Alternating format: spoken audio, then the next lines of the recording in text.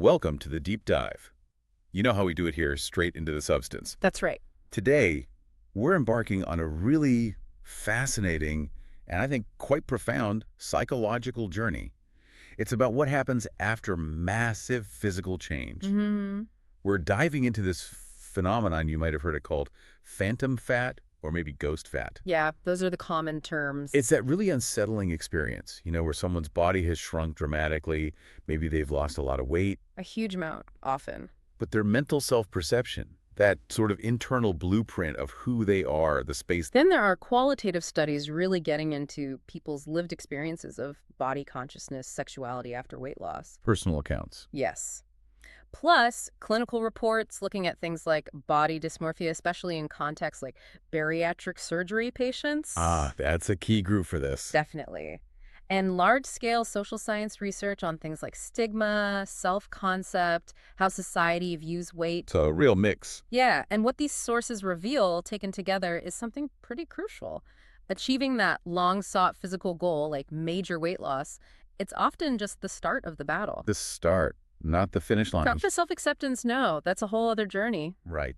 So our mission today is really to unpack this complex tapestry, the psychological fallout, the social implications, even the lingering physical sensations after big weight changes. We want to understand what this phantom fat resilience tells us about how deeply society conditions our perception of size. And maybe why shedding the pounds doesn't automatically mean shedding years of, well, maybe ingrained shame or just habitual self-perception. Exactly. And the hook for you, listening, is realizing that internal piece.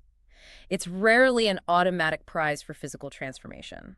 Mm. We're going to explore why that feeling, that sense of being perpetually too large or just wrong, can be so tenacious, so sticky. Even when the physical reality is completely different. Right. Long after the scales and the clothes tell a different story. And what does that stubbornness reveal about the sheer force of psychological memory and, frankly, social conditioning? Okay, let's get into it. Ah, So let's start by properly defining this almost haunting concept, phantom fat. It's not just a bad body image day, is it? no, not at all. Researchers like Christina Markey and others cited in the news pieces we looked at, they define it as a really sustained state. Sustained. Yeah, where your mental picture of your body, your internal body image, just fails to adjust to your actual new, smaller physical size after you've lost significant weight. So the physical evidence is there, the mirror, the scales, clothes sizes. Undeniable evidence. But the mind is still running the old software, the old large body program. That's a great way to put it. On a really primal level, you still feel fat. Or you feel like you take up too much space, like you're an inconvenience in the physical world. And what's really striking, you mentioned this earlier, it isn't just people who were previously very overweight. No, that's the astonishing part. The sources confirm this happens even in, say, competitive bodybuilders.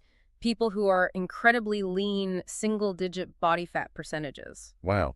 So physically, they're the epitome of small or toned. Objectively, yes. But their internal size perception can still be completely overridden by this psychological remnant, this ghost of a previous self, or even just a feared larger self. That disconnect the mind just overriding the physical reality. That's the core of the paradox, isn't it? Absolutely. And we see it manifest in really specific, concrete ways, especially around spatial awareness. Like judging spaces. Exactly. Take the example from the sources, Kelly Lynn Hicks. Lost 85 pounds, went from a size 24 down to a size 4. Huge transformation. But she still had this intense anxiety, this real fear about whether she'd fit into a standard chair, like on an airplane or in a restaurant. Even as a size 4. Even as a size 4, that internal map of how much space she occupied was just fundamentally out of sync with reality.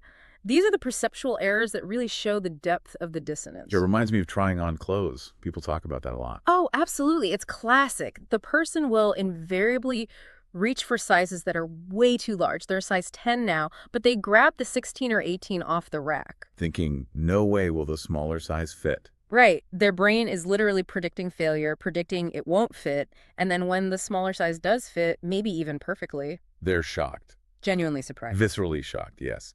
It's this moment of unsettling cognitive dissonance because their internal prediction was just proven wrong by physical reality. It doesn't compute easily. One person in the studies described that exact feeling, how weird it was to see an outfit in the mirror that looked almost too big on them. When just a few months before, that same outfit would have been way too tight, The timeline gets all jumbled. Yeah, the perceptual timeline is shattered. And this profound disconnect, it doesn't just lead to surprise in the fitting room, it fuels really intense anxiety, often a paralyzing fear. Fear of what, specifically? Primarily an irrational but incredibly powerful terror of regaining the weight, even while they're being incredibly disciplined. So they were doing everything right. Eating well, exercising. Oh, yeah. They might describe themselves as exercising like a beast, being meticulous with their diet, but inside they're constantly convinced that failure is just around the corner, that regression is inevitable. So the success feels fragile, temporary. Exactly. Provisional, not permanent, like they haven't truly earned or integrated the change yet. And this ties into that insecurity cycle you mentioned the sources describe. It does. It manifests as this really high preoccupation with appearance, almost obsessive monitoring, checking the mirror constantly, maybe weighing themselves multiple times a day. Seeking validation from others. Constantly, repeatedly asking friends, partners, do I look fat in this? Are you sure? Does this make my stomach look big? And even when they get reassurance. They often can't absorb it. They don't believe it. The internal feeling overrides the external feedback. That sounds exhausting. It is. And worse, sometimes that deep-seated self-criticism leaks out. They keep complaining about specific body parts. Ooh, my arms are so flabby, or my ass is so big. Which can be really awkward socially. Yeah, because it can unintentionally invalidate or even insult people around them, especially those who might be in smaller bodies but have their own body image struggles. The person complaining doesn't mean to. They're expressing genuine internal pain. But it lands differently on the outside. Right. Others can't see that internal struggle, so it creates this difficult social dynamic. And you mentioned the speed of the weight loss matters. Crucially, the sources really emphasize this. If the weight loss happened very quickly, maybe through specific diets, medication, or particularly bariatric surgery, the mind often needs significantly more time to catch up. So the body transforms faster than the psyche can adapt. Precisely. The physical change outpaces the psychological integration. The data consistently shows that this lingering dissatisfaction after weight loss, it's not a failure of gratitude. It's not just vanity. It's deeper than that. Much deeper. It reflects those deep-seated cultural messages we internalize, combined with years, maybe decades of personal experience living in a larger body. And clinically, this can sometimes connect to other things. Yes, the sources note that this kind of persistent dissonance, while unsettling on its own, can sometimes be linked to broader issues, things like body dysmorphic disorder, BDD. Where the perceived flaw is magnified. Exactly. Or it might be linked to a heightened bodily awareness stemming from past trauma or maybe a history of eating disorders. The body holds on to those memories. So it's a complex psychological process that needs its own kind of healing, separate from the physical change. Absolutely. It requires an intentional evolution of the mind. The physical transformation gets celebrated, understandably, but it often races ahead of the necessary mental and emotional acceptance. Okay, so if the mind is lagging behind the body, we really need to look at what shaped that mind in the first place, right? Those external forces, that programming we all absorb. Exactly. And this brings us squarely to the deep roots of weight stigma and how our society, our culture, essentially constructs how we're supposed to feel about bodies. Where do we start with that? It feels huge. It is huge. Critical theory, especially feminist theory, gives us some really powerful tools here. It highlights a fundamental gender imbalance in Western societies, particularly in how value is assigned. An imbalance based on what? Basically, women are disproportionately evaluated based on aesthetics, their appearance, their size, their weight. That's often positioned as a primary measure of their worth. Whereas men are more typically evaluated based on other things: competence, strength, achievements, their intellect, their mind.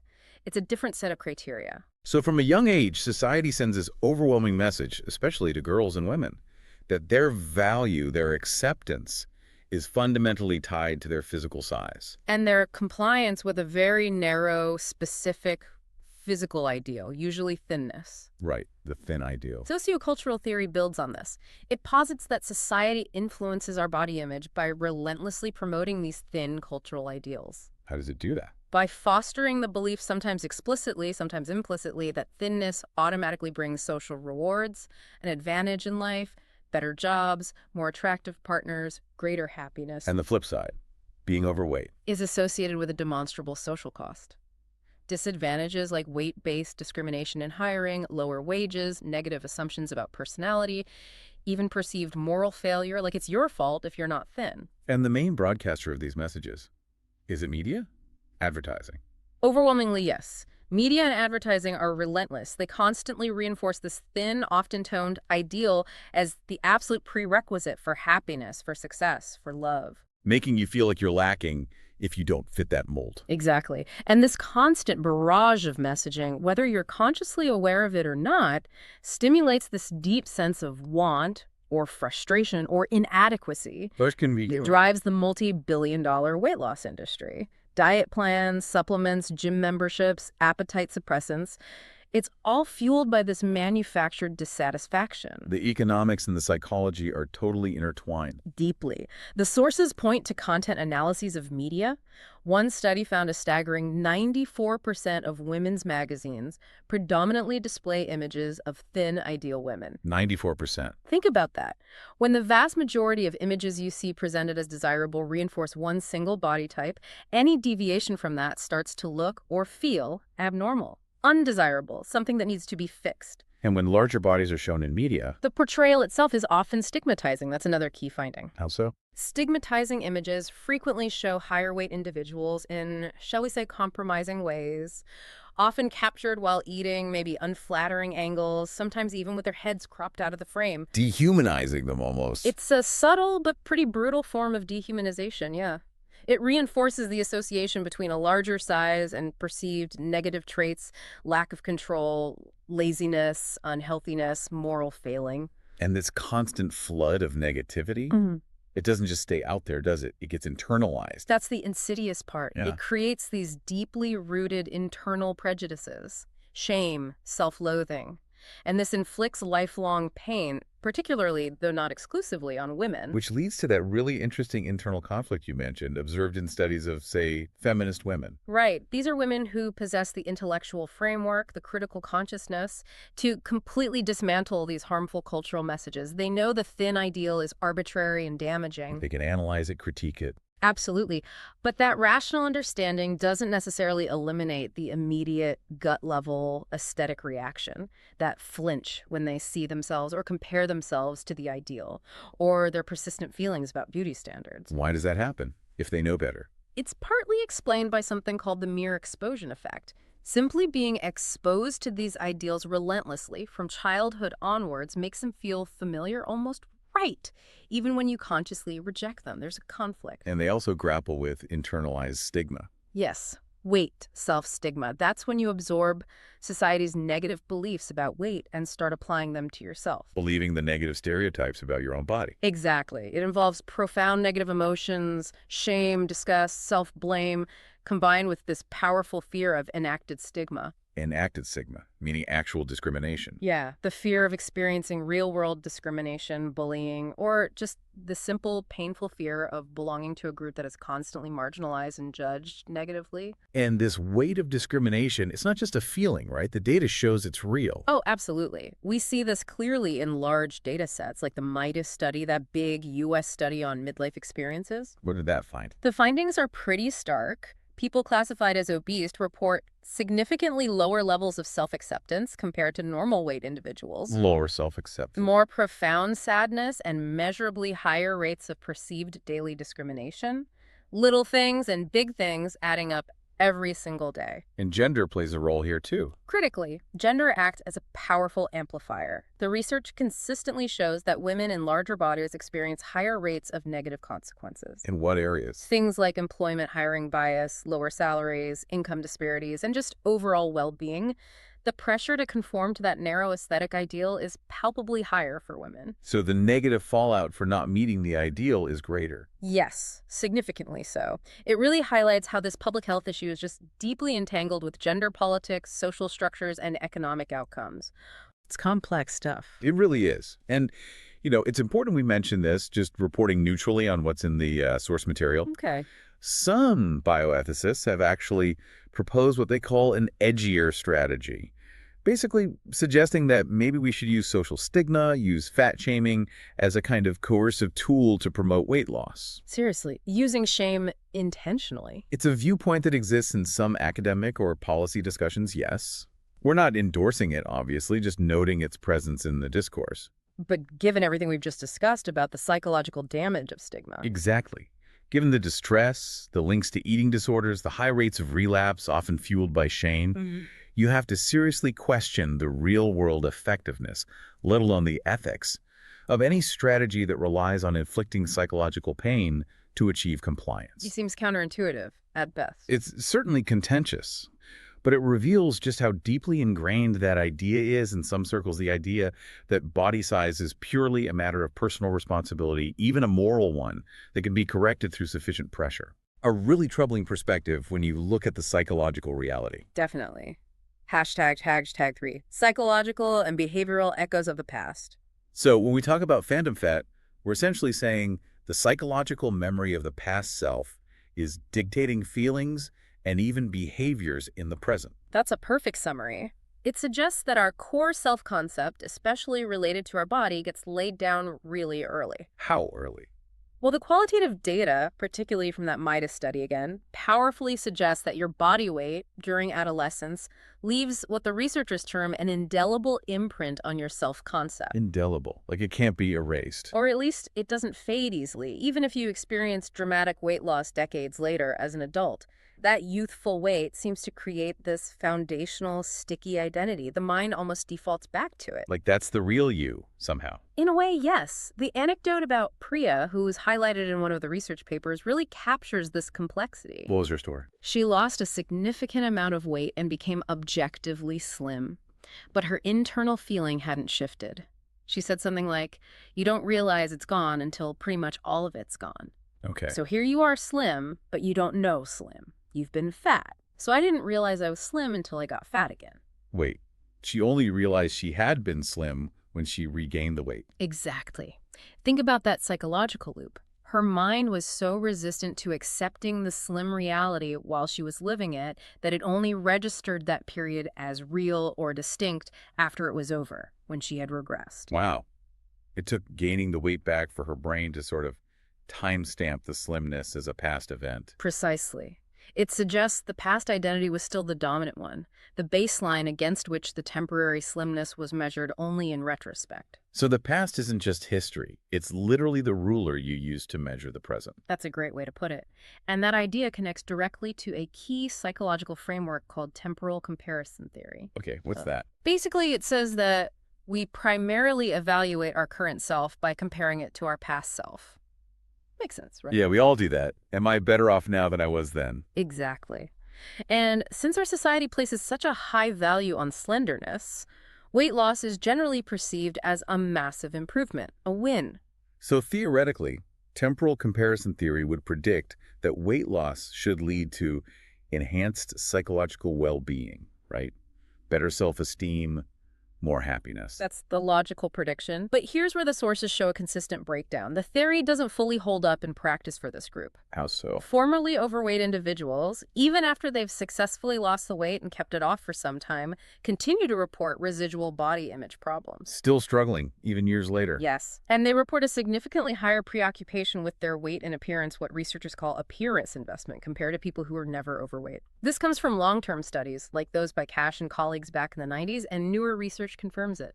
It's like the trauma or the stigma associated with their former size left, like emotional scar tissue. That's a perfect analogy. Scar tissue that prevents them from fully inhabiting and enjoying their present state, their achievement. And this internal disconnect, it doesn't just stay internal as feelings, does it? It leaks out into behavior. Absolutely. This is where we see those fascinating, atypical compensatory behaviors that ethnographic studies have documented. Atypical compensatory, meaning unusual actions they take to kind of make up for something. Exactly. Specific, almost reflexive actions seen in women who currently have or previously had obesity. And these actions are directly linked to avoiding the memory of past embarrassing experiences or anticipating future stigma. Okay, hang on. Let's unpack these behaviors, because they sound incredibly revealing about how deep this imprint goes. You mentioned things related to physical space. Yes, we're talking about women who are now physically smaller, sometimes much smaller, but they still navigate the world as if they're large enough to be an obstruction or an inconvenience to others. Give me some examples. Okay, the sources cite things like actively scanning a room, like a waiting room or a bus, specifically looking for seats that guarantee they won't physically touch or encroach on a neighbor. Even if there are plenty of seats. Even then, Sometimes they'll cross an entire subway car, walking past many empty seats, just to find one single, isolated seat. They're sacrificing convenience for the certainty of not being perceived as taking up too much room. Wow. That's effortful. It is. And even more striking, perhaps, is the observation of women passing through doorways or, say, narrow turnstiles sideways. Sideways, like shuffling through. Yeah. Even when there is demonstrably enough space to walk through facing forwards, they instinctively turn sideways, minimizing their profile. So this isn't about actually fitting in their current body. No. It's a reflex, a preemptive apology for their assumed size based on past experience, or avoiding triggering a memory of a time they didn't fit easily. That is precisely the interpretation offered by the researchers. It's a behavior driven by memory and fear, not current physical reality. Why do they do that? What's the cognitive mechanism? Researchers tried to figure that out. They found something crucial. While these women could often perceive their current size fairly accurately when looking directly in a mirror. Okay, so visual perception was okay. In the recall or imagine condition, when asked to mentally picture their own body or estimate their size without the mirror, women with obesity significantly overestimated their body size. By how much? By a staggering 30 to 40% in some studies. Their felt sense, their internal spatial map, was dramatically larger than reality. 30 to 40%, that's huge. It's massive. So even if the mirror showed accuracy, their internal sense of how much space they occupied was deeply distorted, likely by past negative experiences and fear of stigma. So things in the environment like narrow airplane seats, tight turnstiles, crowded rooms become really salient, really threatening. Exactly. Because of past traumatic misfittings or near misfittings, the mind anticipates that potential embarrassment or judgment and exaggerates the perceived threat, the perceived size of the self relative to the space. The researchers called it an accentuation of things that matter. Yes. What matters? The stigma, the fear of not fitting in, literally and socially. The past trauma dictates present, cautious, space-minimizing behavior.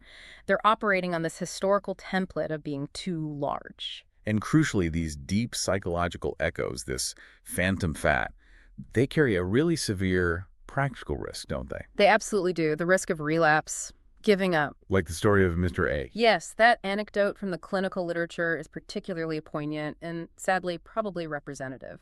He successfully lost 102 pounds, a monumental achievement by any measure. Incredible effort. But he reported still feeling even fatter than before.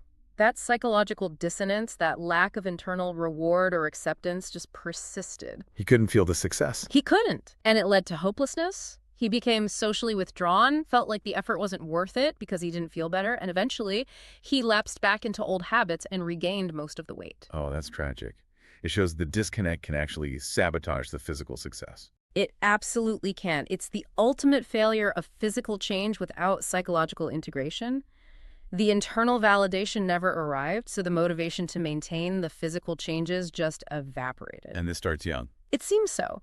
Other studies found that teenage girls who were formerly obese, even after successfully transitioning out of obesity and maintaining a lower weight for years, still continue to see themselves as fat. Regardless of the scale or the mirror? Regardless of the objective changes in their body mass, that mental schema, that internal identity is just incredibly resistant to revision once it's deeply ingrained. The fat girl identity stuck. Okay, so we have this person who internally is still living with the echo of their past body, maybe still turning sideways through doors. But externally, the world starts treating them completely differently because they look different now. Let's talk about the transformative aftermath. What happens in their social life, relationships, intimacy. Yeah, this is where things get really complex, often a mix of positive and confusing experiences. Almost invariably, significant weight loss leads to some immediate positive social changes. Why is that? Primarily because they start experiencing less of that constant corrosive weight-based discrimination we talked about. The negative feedback loop lessens. So fewer negative interactions. Exactly, and often more positive ones. They start receiving compliments, external validation. People notice the change. And that boosts self-esteem. Initially, yes. As one participant in a study put it, when people see you and say, wow, you look amazing, how beautiful, what have you done? It genuinely puts a smile on your face. It can help people feel less self-conscious, maybe open up and relate to others more easily. The barrier comes down a bit. A bit, yes. The sources also frequently mention increased attention, particularly from potential romantic partners, often men noticing women more after weight loss. Which might be welcome, or maybe not. Exactly. It's not always a desired outcome, especially if the person is already happily partnered. But it happens, and it's simply a reflection, again, of how much societal value gets placed on appearance, particularly female appearance. But it's not all positive reinforcement. There's a caveat. There is. Residual stigma persists. Even after achieving this significant goal, some women in the studies reported still receiving negative comments. Negative how? Almost anticipating comments, like people subtly or not so subtly conveying skepticism, as if society expects them to fail, expects them to regain the weight. Oh, you look great now, but kind of thing. Wow. So even in success, the old stigma lingers. The public narrative around weight loss, especially significant loss, remains quite skeptical about permanence. Success is often seen as temporary. Okay. But where the transformation seems most radical, most profound, according to the sources, is in the realm of intimacy and sexuality. Oh, absolutely. Particularly in the context of major interventions like bariatric surgery, the shift described is often night and day. How so? What was it like before for many of these individuals? For women who were morbidly obese before surgery, the research paints a picture of intimacy defined by intense shame, profound avoidance, and physical isolation. The avoidance of touch, of sex. Yes. Actively avoiding physical contact, and crucially, avoiding seeing themselves naked, hating their own reflection. And that must have deeply impacted their sexual experiences. Hugely. Sex was often characterized by constant tension, anxiety about their body's appearance or physical capability, rarely resulting in orgasm, and almost always having to happen in complete darkness. The shame dictated everything. The power of that shame to control even private, intimate moments is just stunning. It acts as a complete blockade to pleasure, vulnerability, and self-acceptance. One participant articulated this so powerfully. What did she say? She recounted that before surgery, it had to be at night with the light off. And she explained why. Because of my body weight, because I looked horrible. He also saw it, even though he didn't tell me so. That was her perception. Assuming her partner saw her negatively, too. Right. But post-surgery. The transformation in reported sexual function, desire, and satisfaction is often dramatic. What changes? The sources reveal they are no longer ashamed to be naked. Many report actively enjoying being touched, being caressed, feeling desirable for the first time. And the lights. They don't mind the lights being on anymore. That shift from needing total darkness to hide to feeling comfortable and even wanting to be seen in the light, that's huge. It's symbolic, isn't it? Deeply symbolic. They describe transitioning from constantly thinking about when sex would be over due to anxiety, discomfort, or shame, to actually being present in the moment, enjoying it, achieving a state of relaxation and confidence they'd never known. That sounds like true liberation, in a very intimate sense. It really does. At that specific transition from hiding in the dark to comfort in the light, you could argue it's one of the biggest, most tangible measures of psychological success and improved quality of life reported in this context. Yet, despite this incredible revolution, physically and sometimes intimately, the struggle doesn't necessarily end there, does it? This brings us back to that paradoxical struggle after the transformation. Exactly. Major weight loss is this powerful physical achievement, undeniably. But the internal sense of self-worth often lags behind. It might still feel anchored to body size, even though the size itself has radically changed. The phantom fat feeling can persist. And sometimes a new body image concern emerges. Yes, very commonly. Excess skin. For many people who lose massive amounts of weight, the loose, sagging skin that remains becomes the new focus of intense shame and dissatisfaction. So they trade one source of body hatred for another. In a way, yes. The excess skin becomes this unwanted physical reminder of their past identity, preventing them from fully embracing their new shape. It feels like an incomplete transformation. And dealing with that requires more surgery. Often, yes. Body contouring surgery, which is expensive, often not covered by insurance, involves significant recovery time, and isn't accessible to everyone. So they essentially trade the identity of the fat body for the identity of the excess skin body, and the psychological distress continues. It sounds exhausting, like you conquer one mountain only to find another one right behind it, also tied to social aesthetics. It creates a really challenging loop. And we also see evidence suggesting that the psychological benefits of, say, bariatric surgery might actually be time limited. Really, they don't always last. They often peak in the first few post-operative years, but these benefits improved mood, self-esteem can start to regress, particularly if there's some weight regain. Which happens sometimes. It does. It proves, again, that while the body can change dramatically and quickly, the core psychological issues around self-worth, body acceptance, coping mechanisms, those often require separate, sustained, dedicated therapeutic work to truly resolve. The surgery fixes the mechanics, but not always the underlying mindset.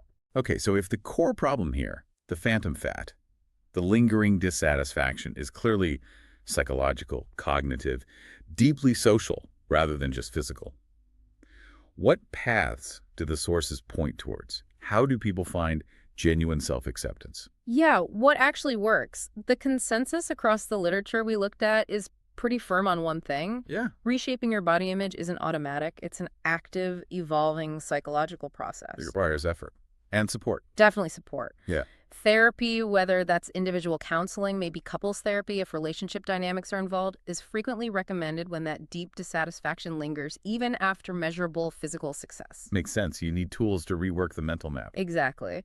And it's also crucial the sources stress to set realistic expectations. The psychological adjustment period after huge changes, like body contouring surgery to remove excess skin, for example, can easily take a year or Right. even longer. Wow. Yeah, the mind just needs patience. It needs time to integrate the new reality, grieve the old one perhaps, and build a new sense of self. This brings us to a really fundamental debate in how we approach treatment, doesn't it? The tension between focusing on weight versus focusing on something else. Right, the weight-focused versus weight-neutral approaches. Historically, most traditional treatments for people in larger bodies have been intensely weight-focused. Meaning dieting, weigh-ins, calorie counting. Exactly, all centered on the goal of weight loss above all else. But the research consistently suggests this model might be flawed, maybe even counterproductive for long-term well-being. How so? Because there's growing evidence that having a negative body image, feeling ashamed or hateful towards your body, actually hinders weight control efforts. It often increases unhealthy behaviors like cycles of restriction and binging, emotional eating, exercise avoidance. It leads to self-sabotage. So the shame that's maybe intended to motivate actually ends up paralyzing people or making things worse. Pretty much. It's a vicious cycle. This is why alternative approaches, often called weight-neutral interventions, have gained significant traction. Like the health at every size or HAES movement. Yes, HAES is a prominent example of a weight-neutral philosophy, and it's important to clarify, HAES basically decouples the idea of health from the number on the scale. So it's not about achieving a certain weight. No, these approaches shift the focus entirely away from weight loss as the primary goal. Instead, they prioritize holistic health and well-being independent of weight change. What do they focus on then? Things like promoting intuitive eating, listening to your body's hunger and fullness cues, encouraging joyful, sustainable physical activity rather than punitive exercise, fostering size acceptance and body respect, and building skills in self-care and self-compassion. And what are the results of these approaches? The outcomes reported in the studies are often really compelling. Participants in weight-neutral programs frequently show measurable improvements in key areas, things like reduced depression symptoms, enhanced self-esteem, better cholesterol levels sometimes, and significantly increased body appreciation. Even without focusing on weight loss. Even without weight loss necessarily being the outcome, or sometimes even despite weight remaining stable. The approach seems to succeed by fundamentally reframing the person's relationship with their body. Moving it away from being a problem to be fixed. Exactly. And towards seeing it as, well, as their home. As a vehicle for living life deserving of respect and care, regardless of its size or shape. It fosters a more subjective internal connection rather than just objective evaluation. Okay, so that's the broader approach. What about specific psychological strategies people can use to tackle the negative self-talk? Right, the cognitive tools. The research often looks at two major contenders here. Cognitive restructuring, usually called CR, and self-compassion, or SC. Cognitive restructuring. Yeah. That sounds like challenging your thoughts. It is. CR is basically about acting like a lawyer in your own mind. You identify those negative, often automatic thoughts, I look disgusting, I'll never fit in, the moody mirror or Beauty or the Beast type thinking. And you argue against them. You challenge them relentlessly with objective evidence. Is that thought really true? What's the proof? What's a more realistic perspective? You're trying to correct the distorted thinking. Okay, that makes sense. Yeah. But you mentioned a potential issue with CR in this specific context. Yeah, there's a theoretical hiccup. If the individual is still objectively at a high body weight, or if they do have significant loose skin, or if they are facing real external weight stigma, challenging the distortion gets tricky. Because some of the negative feedback or feelings might be rooted in reality, or at least perceived reality. The facts aren't entirely on the lawyer's side, maybe. Precisely. If the core issue is external prejudice or a persistent physical reality they dislike, simply telling yourself that's distorted thinking might not feel authentic or be very effective. Facts alone might not solve the emotional pain. So what's the alternative? Self-compassion? Right. SC enters as a different kind of therapeutic approach. Instead of being a lawyer arguing with the thoughts, SC involves adopting the role of a kind, supportive friend or therapist towards yourself. Offering kindness instead of rebuttal. Exactly. It emphasizes offering yourself unconditional kindness and understanding, especially when you're suffering or feeling inadequate. A key part is recognizing failure, pain, imperfection, not as personal defects proving your worthlessness, but as part of the shared, common human experience. Everyone struggles. Everyone feels pain. It aims to dramatically reduce that harsh self-criticism and isolation. That lawyer versus therapist distinction is really clear. So how effective are these strategies? Well, this is where the research provided one of the most surprising and I think profound insights in the materials we reviewed. What was it? Studies directly compared the effectiveness of CR and SC strategies specifically for reducing something called objectified body surveillance. Objectified body surveillance. That's the constant monitoring, checking how you look, comparing yourself. Exactly. That obsessive self-monitoring and comparison cycle that causes so much distress for people with body image concerns. Yeah. So they tested CR and SC in women struggling with this. And what did they find? Both CR and SC were highly effective. Both significantly reduced that body surveillance compared to baseline. So both strategies worked. Okay, that's good news. But you said there was a surprise. The surprise came from the control condition in the study. What did the control group do? They were given a simple distraction task. They were just instructed to write about neutral things, like their typical daily activities, their commute, stuff like that. Nothing therapeutic. Yeah. That simple distraction task achieved comparable effects to the complex, targeted CR and SC strategies in reducing body surveillance, at least in the short term. Wait, just distracting yourself worked as well as actively challenging thoughts or practicing self-compassion?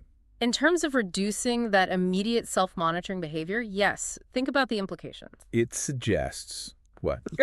That the monitoring itself fuels the negative feelings. It strongly suggests that, for many people, the cycle of negative emotion and body preoccupation is sustained simply by the act of paying attention to it, by constantly engaging in that surveillance. So if you just disrupt that habitual focus, break the attentional loop. Even momentarily, by redirecting your finite attentional resources elsewhere, you temporarily break the negative cycle's hold. It seems to bypass the need for deep cognitive resolution, at least for immediate relief, by simply changing where your attention rests. Wow. So maybe the most accessible first step isn't always to fight the feeling, but just to actively choose to focus on something else entirely. It certainly raises that possibility as a powerful, immediate coping mechanism, which leads towards the ultimate goal, really, cultivating genuine body appreciation. Which means? Fundamentally detaching your sense of self-worth from your body size or appearance. Learning to honor your body for its adaptability, its endurance, its strength, everything it does for you. Focusing on function, not just form. How do people get there? Self-education seems key. Learning about the real impact of weight stigma, understanding why they feel the way they do can be incredibly empowering. It shifts the perspective from what's wrong with me to what's wrong with the messages I've received. And focusing on function. We saw that even in some weight-focused programs, right? Yes. Even participants focused on weight sometimes found success by deliberately adopting a functional body focus. How did they do that? They consciously practiced body appreciation by concentrating on what their body could do, its capabilities, its resilience, how They cared for it through nutrition and movement. They started seeing their body through a lens of neutrality, of utility, of partnership. Rather than just through that hard lens of aesthetic judgment and investment. Exactly. And that functional focus, that appreciation for what the body is and does, seems to provide a much more stable, resilient foundation for self-acceptance than appearance alone ever could. Okay, let's try to bring this all together. This whole journey we've taken through phantom fat. It's really something. It is. That surprising resilience of the feeling, the ghost of the larger self. And those really ingrained atypical behaviors, like needing to turn sideways through a perfectly adequate doorway. They aren't signs of individual failure, are they? They're powerful demonstrations of just how long and hard that past self-concept fights to survive. And how immense the pressure of external culture, of stigma, really is in shaping our internal reality, our deepest sense of self and space. So the final synthesis seems pretty clear then. I think so. The lingering psychological battle for body acceptance, it's not ultimately won or lost on the scales. The physical achievement is huge, but it doesn't automatically fix the internal landscape. It's profoundly cognitive and social. Absolutely. The lasting consequences of weight stigma, like phantom fat, like those compensatory behaviors, they prove that the real solution lies not just in changing the physical body. But in fundamentally challenging and changing the internal narratives we tell ourselves. Yes, and challenging the societal structures, the cultural messages that judge that body so harshly in the first place. It's an inside job and an outside job. That cognitive challenge feels key. And reflecting on that surprising power of simple distraction we just talked about. Yeah, that was a curveball finding. It raises a final, maybe provocative thought for you, listening at home. Is it possible that true body liberation, true freedom from this struggle, is achieved not necessarily when we finally stop feeling fat or stop noticing the parts we don't like, but maybe when we actively, consciously choose to focus our finite energy, our precious attention, elsewhere? When we decide to validate ourselves completely by what we do, what we contribute, what we value, who we love. Rather than pouring so much energy into monitoring what we look like. Exactly. Is liberation found not in fixing the feeling, but in deprioritizing the importance of appearance altogether in our self-worth equation? Something to think about. It definitely is. So maybe the invitation for you this week is to explore what narratives, what habitual self-monitoring loops could you choose to actively distract yourself from? Where else could that valuable attention go? A powerful question to end on. Thanks for joining us on The Deep Dive.